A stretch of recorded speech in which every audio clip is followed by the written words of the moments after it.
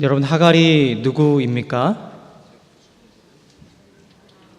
예, 아브라함의 첩, 그리고요 사라의 여종, 사라의 여종. 또 있습니까? 이스마엘의 어머니. 또 있습니까? 애굽 여자. 예, 거의 다 나온 건가요? 예, 지금 말씀하신 것이 다 맞습니다. 근데 이런 내용들을 알면 그러면 하갈을 우리가 다 안다고 여러분 말할 수 있을까요? 분명히 이것은 성경에 기록된 내용이긴 하지만 몇 가지, 한 4가지 말씀하신 내용만 가지고는 우리가 하갈을 다 안다라고 말하기는 어렵지 않겠습니까? 오늘은 하갈을 좀 더 생각해 보려고 합니다. 하갈은 말씀하신 것처럼 애굽, 이집트 사람이었습니다. 여러분, 이집트가 어떤 나라이죠? 아브라함이 하나님의 명령에 따라서 고향을 떠나서 하나님 지시할 땅으로 갔는데 거기에서 먹을 것이 없자 간 곳이 바로 이집트입니다. 나일강이 있어서 먹을 것이 풍족하고 풍요로운 곳이 바로 이집트이죠. 그런데 이집트 사람인 이집트 사람인데 그녀가 떠돌이 생활을 하는 히브리인의 종이 되었습니다. 이상하지 않습니까?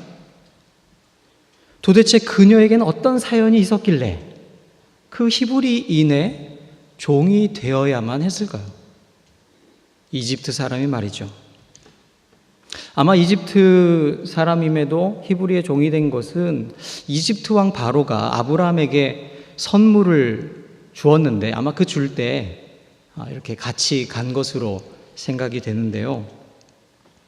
저도 한번 생각을 해보았습니다. 어떤 사연이 있었을까? 예전에 이런 사연이 있잖아요. 멸문지화를 당할 만한, 반역의 죄를 지으면 가문이 다 멸망을 당하는데 그 중에서 또 이렇게 운 좋게 살아남아서 종으로 살아가는 그런 신분은 아니었을까? 이런 생각도 들고요. 아니면 원래 가난해서 그 이집트의 빈부격차가 심해서 원래 가난했는데 어쩌다 보니 살기 위해서 히브리인의 종으로 살 수밖에 없었던 어떤 가난한 가정에서 태어난 기구한 운명은 아니었을까? 이런 생각도 해보았습니다. 성경을 통해서는 이 하갈의 가정이 어떠했는지, 그리고 그 가정에 어떠한 일이 있었는지는 전혀 알 수가 없습니다. 그리고 어떠한 과정을 통해서 그녀가 아브라함의 종이 되었는지도 알 수가 없죠. 단지 알 수 있는 것은 그녀가 종이었다는 사실입니다. 여러분, 종은 어떤 존재입니까? 종은 자신의 뜻대로 할 수 있는 것이 아무것도 없습니다. 주인의 뜻에 따를 수밖에 없죠. 그의 생명을 좌우하는 것도 주인이었습니다. 주인은 영원한 갑, 종은 영원한 을입니다. 주인인 사레가 하갈에게 이야기합니다. 내 남편 아브라함과 같이 잠자리를 하고 아이를 낳으라고 말이죠. 옛 중동의 관습에 따르면 아이를 낳지 못하는 부인은 남편에게 자신의 여종을 줄 수가 있었습니다. 그리고 그 몸종에게서 난 아이는 그 여주인의 아이가 되었습니다. 하갈이 아브라함의 첩이 된 것, 그것은 사레의 뜻이지 결코 하갈의 뜻이 아니었습니다. 그리고 하갈이 자신의 몸으로 아이를 낳는다고 해도 그 아이는 하갈의 아이가 아니라 사레의 아이가 되는 것이었습니다. 이런 사정을 다 알면서도 하갈은 여주인 사레의 말을 거역할 수가 없습니다. 왜일까요? 종이니까 그렇습니다. 그래서 그녀는 주인의 명령에 따라서 아브라함의 첩이 되었습니다. 우리가 읽은 개역성경 3절에 보면 사레가 하갈을 데려다가 남편 아브라함에게 첩으로 주었다, 이렇게 번역을 하고 있는데요.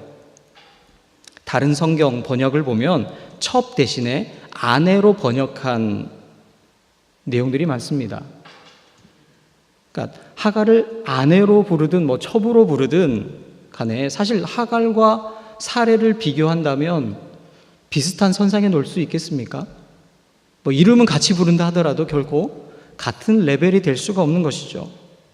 그저 하갈은 우리가 쉽게 이해하기에 씨바지와 같은 역할을 한 것입니다. 아브라함과 하갈이 잠자리를 같이 했습니다. 그리고 마침 하갈이 임신을 했습니다. 그런데 임신은 하갈을 또 다른 위기로 이끌어갑니다. 4절에 이렇게 기록되어 있죠. 아브라함이 하갈과 동침하였더니 하갈이 임신함에 그가 자기의 임신함을 알고 그의 여주인을 멸시한지라. 성경은 하갈이 임신한 사실을 알고 하갈이 여주인을 대하는 태도가 바뀌었다고 기록합니다. 구체적으로 어떤 행동을 했는지는 모르지만 여주인 사레는 큰 모멸감을 느꼈던 것으로 보입니다. 그래서 사레는 자신의 감정을 아브라함에게 토로하지요. 당신의 여종이 이렇게 했다고 말이죠. 그때 아브라함의 반응이 어떠했습니까? 당신 눈에 좋을 대로 하라 입니다. 여러분, 하갈의 입장에서 한번 보면 너무나 무책임한 말 아니겠습니까? 그래도 어찌되었건 간에 뱃속에 아브라함의 씨가 있는데 말이죠. 당신이 이 아이의 아빠 아닌가요? 하는 이 마음이 하갈에게 없었겠습니까? 아브라함이 좀 더 책임감 있는 모습을 보일 수도 있지 않았겠습니까? 그런데 또다시 생각해 보면 아브라함이 하갈을 변호할 이유가 사실은 전혀 없습니다. 왜일까요? 하갈은 종이기 때문입니다. 사랑하는 사람이 아니고 그저 몸종, 씨바지에 불과했기 때문이죠. 그래서 하갈은 임신을 하였지만 그럼에도 불구하고 쫓겨나게 됩니다. 이집트에서도 버림받은 하갈, 그런데 히브리 사람의 종이 되었는데 그 히브리 공동체에서도 또 버림받는 하갈입니다. 그녀가 갈 수 있는 곳은 과연 어디이겠습니까? 다시 이집트로 돌아갈 수 있겠습니까? 그녀를 받아줄 수 있는 곳은 어디 있겠습니까? 그녀가 갈 수 있는 곳 결국 광야밖에 없었던 것이죠. 아무것도 없는 허허벌판의 광야 말입니다. 오늘 본문에 나오는 비슷한 상황이 21장에서 다시 한번 반복이 됩니다. 창세기 21장인데요. 이 본문은 오늘 본문으로부터 한 14년이 지난 이후의 일입니다. 아브람은 아브라함이 되었고 사레는 사라가 되었던, 그래서 90세의 사라가 아주 늦은 나이에, 불가능한 나이에 기적적으로 아들 이삭을 낳은 그 때입니다. 그 당시 성경 자료를 보면은 한 만 3세까지 젖을 먹였다 이런 기록들이 있더라고요. 그래서 지금 그때 21장에 나오는 잔치의 장면은 젖을 떼고 잔치를 벌이고 있는 장면이기에 이제 이삭의 나이가 한 3살 정도 되고 이스마엘은 한 17살 정도 되었을 그때입니다. 그 잔치 자리에서 일어난 일에 대해서 성경이 이렇게 기록하고 있습니다. 21장 9절 10절의 말씀입니다. 사라가 본즉 아브라함의 아들 애굽 여인 하갈의 아들이 이삭을 놀리는지라. 그가 아브라함에게 이르되 이 여종과 그 아들을 내쫓으라. 이 종의 아들은 내 아들 이삭과 함께 기업을 얻지 못하리라 하므로. 여러분 보셨듯이 하갈의 아들이 이삭을 놀렸다고 합니다. 이스마엘과 이삭의 나이 차이가 얼마 난다고요? 14살 정도 차이 난다고 말씀을 드렸죠. 이스마엘이 도대체 어떤 행동을 했길래 사라가 도저히 참지 못했을까요? 14살 차이가 났는데 말입니다. 물론 이스마엘에게 이삭을 향한 약간의 질투라도 있었다라고 생각할 수도 있겠지요. 그런데 아무리 생각해 보아도 그것보다는 다른 이유가 좀 크지 않았나 싶습니다. 사라가 보기에 사라의 눈에 하갈과 그녀의 아들 이스마엘, 이 존재는 눈의 가시 같은 존재이지 않았겠습니까? 그냥 같이 있는 것 자체, 같은 공간에서 호흡하고 있는 것 자체가 정말 보고 싶지 않은 그런 존재이지 않았겠습니까? 왜냐하면 이 아이가, 이 이스마엘이 있음으로 해서 자신의 아들 이삭에게 도움이 되기보다는 해가 될 것이 뻔할 것이다 생각했기 때문이죠. 생각해보면 우리가 보고 읽는 이 창세기의 기록은 그 주인공이 아브라함과 사라입니다. 그리고 그 후손들입니다. 하갈은 그저 그 주인공의 종에 지나지 않습니다. 굳이 따진다면 조연이죠. 아브라함과 사라는 갑이고 하갈은 을입니다. 그래서 오늘 본문에서 하갈이 임신을 했을 때 하갈의 여주인을 멸시했다고 하지만 사실은 구체적으로 어떻게 했는지는 알 수가 없습니다. 그저 사라가 자신이 큰 모욕을 받았다고, 그 모욕을 느꼈다고 그 감정을 기록하고 있을 뿐입니다. 21장에서도 보았지만 하갈의 아들이 이삭을 놀렸다고 합니다. 그런데 어떻게 놀렸는지, 그리고 이스마엘의 어떤 행동이 이삭에게 어떤 위협이나 해가 되었는지는 성경을 통해서 알 수가 없습니다. 그저 그들의 존재 자체가 문제라고 여겼다고 보는 것이 좀 더 낫지 않겠습니까? 사라가 그들을 보고 싶지 않았다라고 이해하는 것이죠. 결국에 을인 하갈과 이스마엘은 쫓겨날 수밖에 없었던 것입니다. 자, 이런 상황에서 오늘 말씀을 읽으면서 이 상황에 하나님의 모습을 주목해 보고자 합니다. 사람들은 주인공인 아브라함과 사라는 하갈을 내쫓고 그냥 방치하지만 하나님은 어떻게 하고 계십니까? 여주인 사라의 학대를 피해 하갈이 집을 떠나 도망을 치지요. 쫓겨난 것입니다. 그 곁에 누가 있습니까?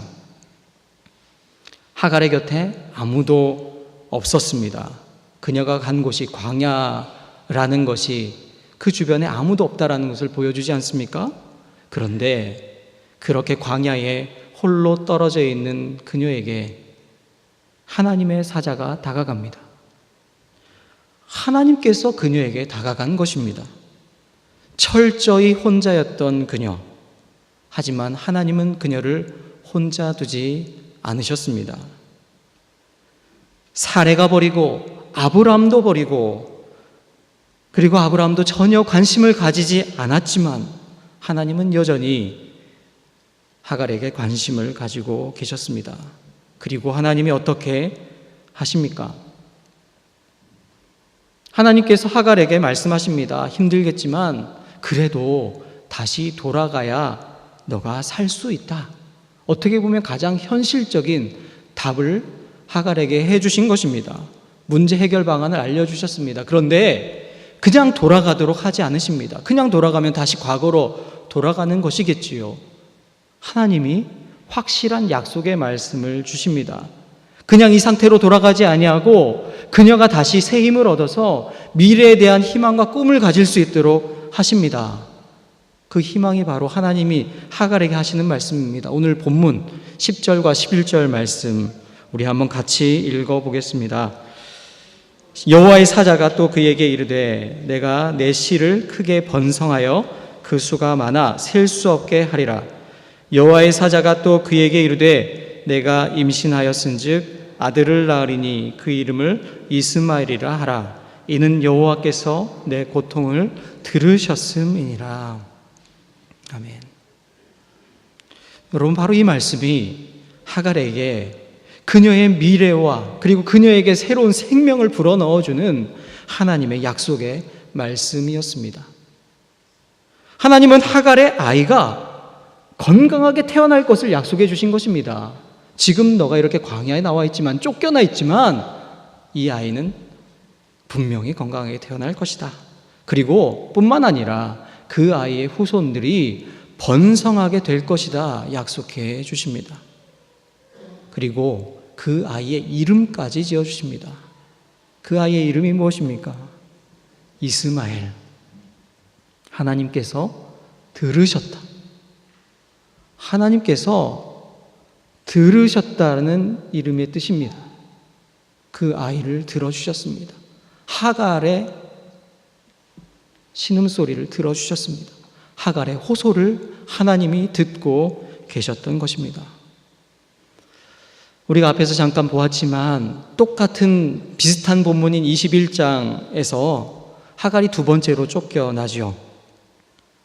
그 16장, 우리가 오늘 읽은 본문과 다른 점이 있다면 그 16장에서는 그냥 혼자, 물론 임신 상태이긴 하지만 혼자 쫓겨났다면 21장에서는 아들과 함께 쫓겨난 것입니다.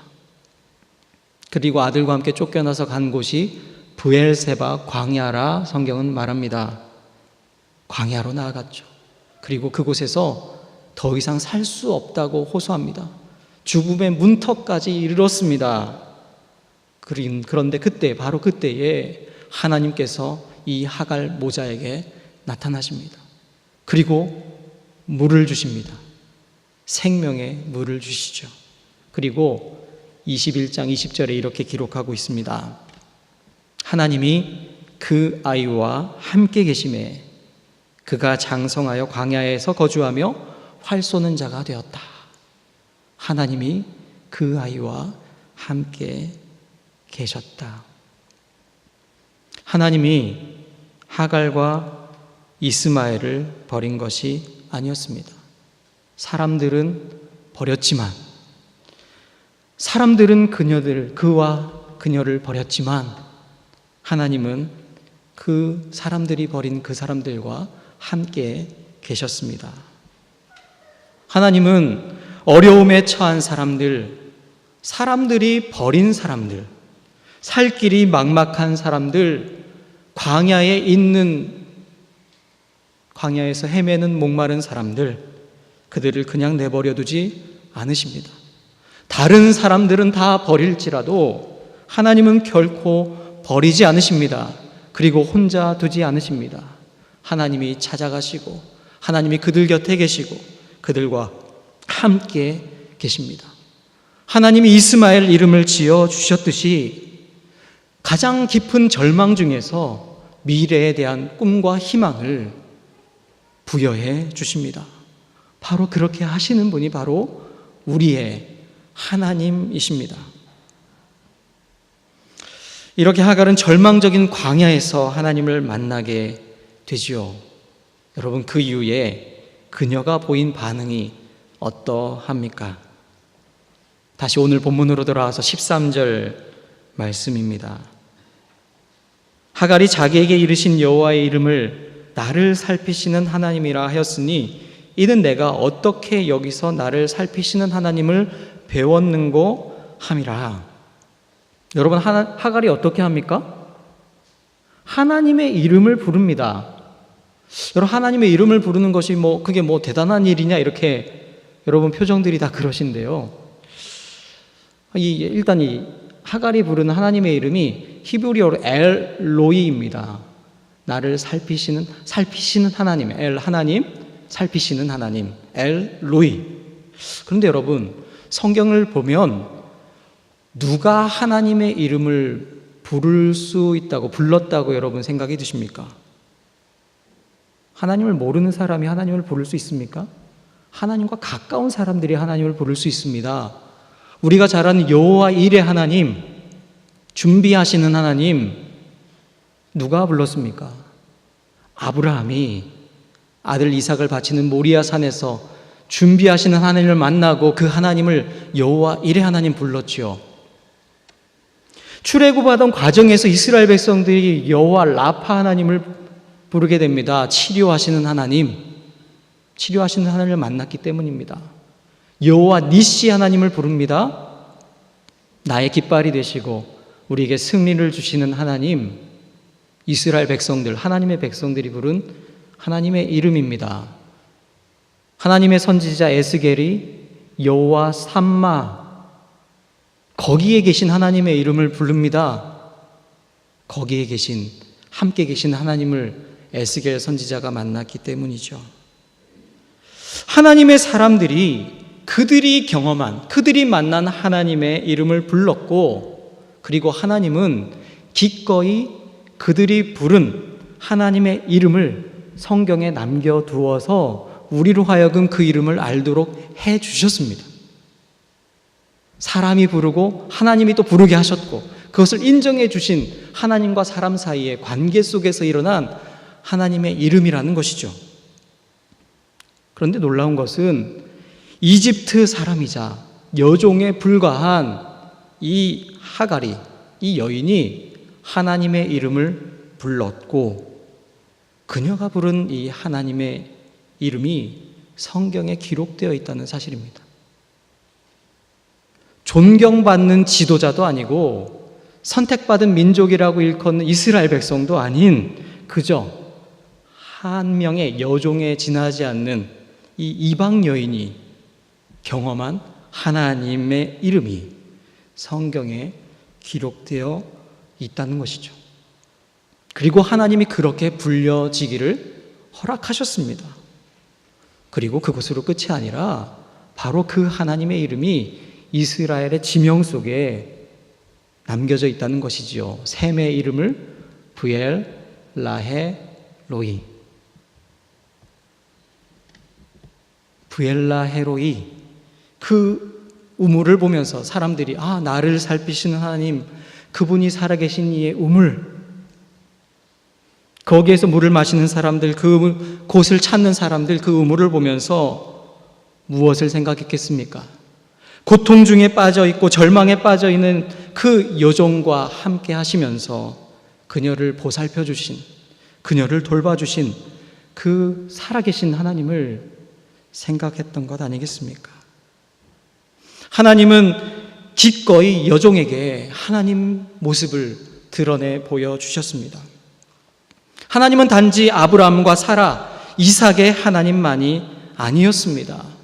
아브라함과 사라 그리고 이삭은 하나님이 우리들의 하나님, 자신들만의 하나님이라고 생각했을지는 모르지만 하나님은 그들만의 하나님이 아니라 하갈의 하나님이다. 나는 이스마엘의 하나님이다.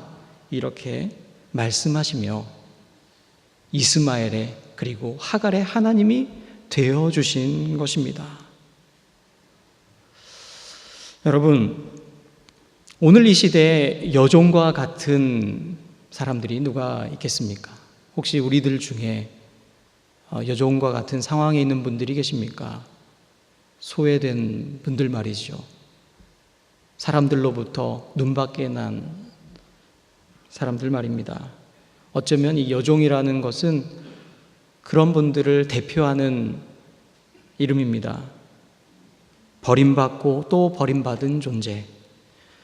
그러나 어디에도 하소연할 길이 없어서 그저 광야에 나갈 수밖에 없는 그런 연약한 분들 말입니다. 그런데 바로 그들의 하나님, 우리의 하나님이 그들의 하나님이 되어 주십니다. 그리고 오늘 그 하나님을 믿는 우리에게 하나님은 바로 여종의 하나님이라는 사실을 우리에게 다시금 일깨워 주십니다. 하나님께서 그 여종과 함께 하셨듯이 우리도 그들과 함께 해야 함을 말씀하는 것 아니겠습니까? 오늘 우리에게 주신 하나님의 사명, 하나님의 우리에게 알려주신 하나님의 마음이 바로 여종의 하나님이 되신 그 하나님의 마음이라는 것이지요. 요즘에 우리 사회에 큰 이슈가 되는 것이 있습니다. 우리나라가 워낙 다이내믹한 사회여서 여러 가지 일들 많이 일어나는데요. 미투 운동이 사회 전반적으로 큰 영향을 끼치고 있죠. 이 미투 운동과 미투 운동에 대해서 오늘 다 말씀드리는 건 아니고요. 미투 운동과 함께 동반되는 운동이 있습니다. With You입니다. With You. 당신이 혼자가 아니다. 내가 당신과 함께 있다라는 메시지죠. 당신은 혼자가 아닙니다. 당신과 함께 저도 가겠습니다. 당신의 고통을 더 이상 외면하지 않겠습니다. 당신과 제가 함께 하겠습니다. 어쩌면 우리 하나님은 바로 처음으로 with you 하신 분입니다. with you 하신 하나님을 믿는 우리가 오늘 우리의 메시지, 하나님의 메시지를 전해야 할 사람이 있습니까? 우리 주변에 여러분 있으십니까? 그렇다면 그들에게 다가가 여종의 하나님의 마음으로 그들과 함께 할 수 있는 우리가 되어야 하지 않겠습니까? 여종의 하나님이 되신 우리 하나님은 오늘 우리에게 있는 그 여종과 같은 사람들, with you가 필요한 사람들에게 바로 우리가 with you 할 수 있기를 원하고 계십니다. 그 일에 우리 순천중앙의 성도들이 함께 할 수 있기를 간절히 소망합니다.